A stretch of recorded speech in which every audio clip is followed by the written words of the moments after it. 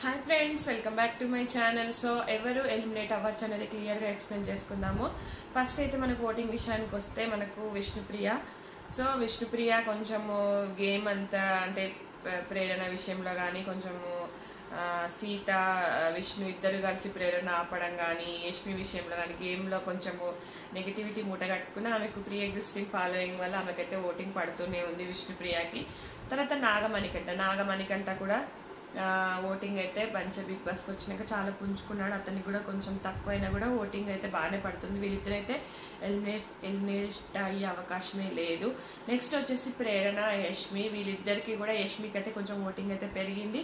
ఇంకా ప్రేరణ కూడా యష్మి కూడా ఎగ్ టాస్క్ చాలా బాగా ఆడారు కాబట్టి వాళ్ళిద్దరు ఎలిమినేట్ అయ్యే ఛాన్సే లేదు. ఎందుకంటే వాళ్ళ సీరియల్ యాక్టర్స్ ఎంతో కొంత ఫాలోయింగ్ ఉంటుంది. గ్లామర్ పరంగా వాళ్ళిద్దరి నుంచి అవకాశాలు అయితే ఉన్నాయి. సో ప్రేరణ యష్మి అయితే ఎలిమినేట్ అవ్వరు. ఇంకా నైనిక అసలు కంటెంటే లేదు. నైనిక వెతుక్కున్నా కూడా ఎక్కడ కనబడతలేదు. ఒకసారి ఇంకా చీఫ్ అయినా అని చెప్పేసి ఆమె రెడ్ ఎగ్ విషయంలో కూడా పోటీ పడదు.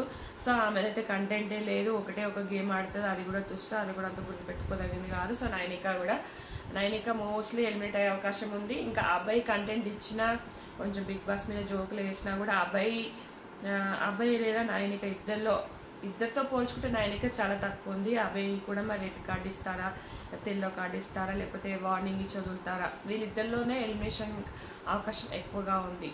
ఇంకా పృథ్వీ అయితే రూడ్గా ఆడాడు. మేబీ రేపు చూడాలి మరి నాగార్జున ఏమంటారో. అతని విషయం పక్కన పెడితే నైనిక లేదా అబ్బాయి ఇద్దరిట్లో ఎవరో ఒకరు ఎలిమినేట్ అవ్వచ్చు.